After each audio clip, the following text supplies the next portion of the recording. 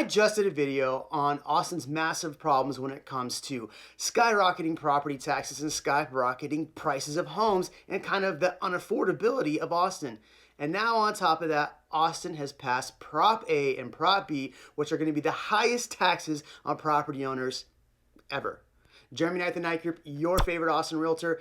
Look, there are two main issues that are happening in Austin. One is mobility and our transportation. We really don't have the best transportation system, no light rails, no subways, nothing like that. And then on top of that, we're facing massive issues with skyrocketing property taxes, which we've talked about. So look, we're gonna go through what Prop A was, what it aimed to do with our mobility, the pros and cons, and then we're going to talk about the unintended effect that it's actually going to have on homeowners in Austin, because there's something that they didn't really plan for this bill, and it's going to be pretty massive.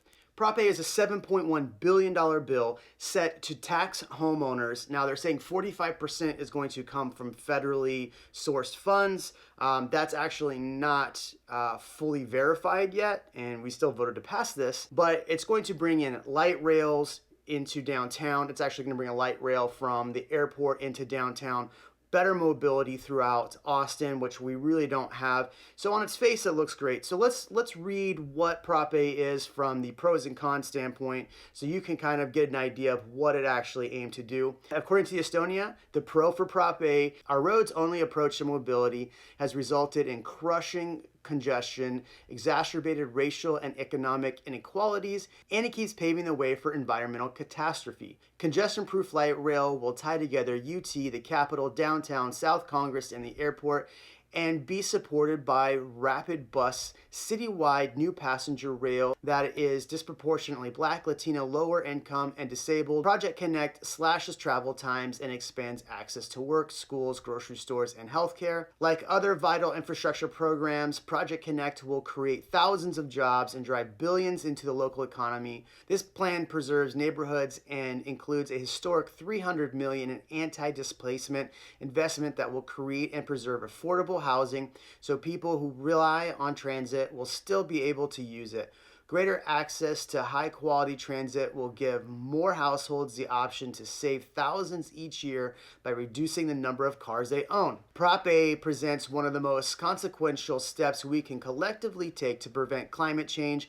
Our transportation system is largely single-sourced and greenhouse gas emissions in our community. By electrifying our bus fleets and getting more people to take the transit, we can leave a cleaner, greener planet for our children.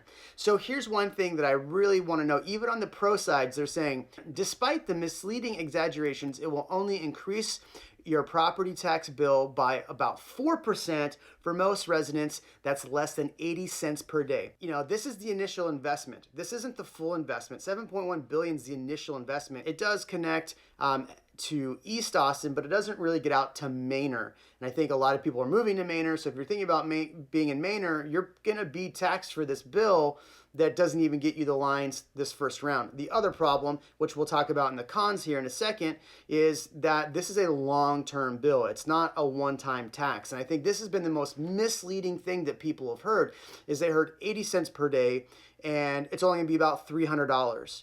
That is so misleading, and we'll get into why that's misleading. So let's read the cons to this bill. Prop A proposes the greatest city increase in history for ineffective, obsolete trains in Austin. While less than 2% use transit, transit ridership has not increased in 30 years, with spending $8 billion today and population doubling. I guess there's a reverse argument of that, the fact that it's, you know, we haven't really had that great of transportation to begin with, so I guess there's a flip there. But Prop A, $144 million a year will not fund Project Connect PC. Many billions in bonds are needed in the next 8 years, increasing taxes again. Federal funding, remember I said at the beginning, federal funding was supposed to be 45% of this.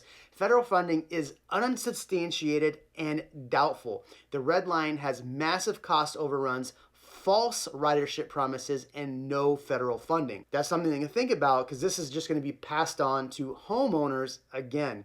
with more increases in bills. 80% of prop funds 250 million mile light rail at full capacity. This rail's exaggerated ridership service well less than 1% of the region's mobility. All bus elements can be funded without record tax increase. I'm going to paraphrase the next part of this. Basically, what it's saying is that because ridership is down and continues to be down due to the current pandemic, a lot of people are working from home, so we don't need the transportation as much as we used to, is basically what it's saying. And this is a long-term bill in the middle of a pandemic, which you're going to be raising more taxes on people that potentially are losing their homes, and that's not a good thing. Let's also keep in mind that 300 million of this was going towards helping displacement of people and helping with low income and affordability issues. But how long does that 300 million actually last? And then when do we have to re-up that? That's one of the things that they're really trying to point out here. And really, you're just displacing low income people on the east side even more with this. So how much does that 300 million actually help? That's also the question. So let's talk about the most misleading part of this whole bill. And I think had more homeowners actually known about this and more people known about the actual cost of this and what they were about to expect in the next year, they may not have voted for it. They kept going off of this really low thing of 80 cents per stay. So for most homeowners, it's going to be $300 more in taxes a year. The median price for a home in Austin is about $430,000. So if you want to go by the average or by most, it's actually $376 a year. Now, if you have a home in the $500,000 range, it's $438 a year. Now, if you have a home in the $750,000 range, you're looking at a tax of $656 a year. But you're saying, oh, Jeremy, it's no problem. It's homeowners that are paying that. Look, renters are going to have to foot the bill for this. So if you're renting, you're going to have to foot the bill. That's the biggest problem with this. We're already facing an issue of not having affordability. Yes, this says it's going to have affordability of $300 million. Oh, and I didn't even get to the point of Prop B. Basically, it's $460 million to parks and sidewalks and bikeways. If you add that into your $430,000 home, that's another $86. So that's actually $450 additional a year by both of these props passing. I didn't want to get too much into Prop B just because Prop B is kind of a secondary, smaller prop. So now let's talk about the hidden costs that most homeowners are going to feel next year. Number one, we are in the middle of a pandemic, so homeowners are facing not having a home for much longer, and that's sad. 32% of homeowners are struggling to actually make that payment. On top of that, last year in Austin, we did not raise our property taxes. They kept the same. And why was that? Is because the Austin Board of Realtors sued TCAD for buying our proprietary data from CoreLogic, who is our MLS provider. So they were taking that information. Look, this is a non-disclosure state. They're not supposed to have what you sold your home for.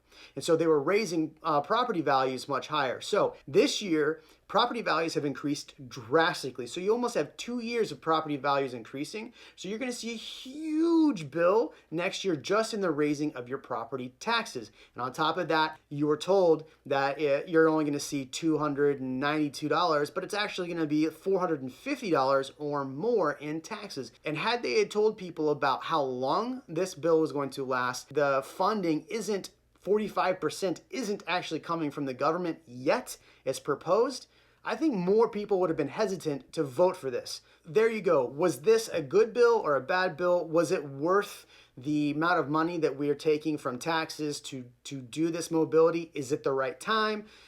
You answer those questions in the chat box. Hopefully you'll have some good insight, and I know I'm going to get some hate for this video, but that's fine.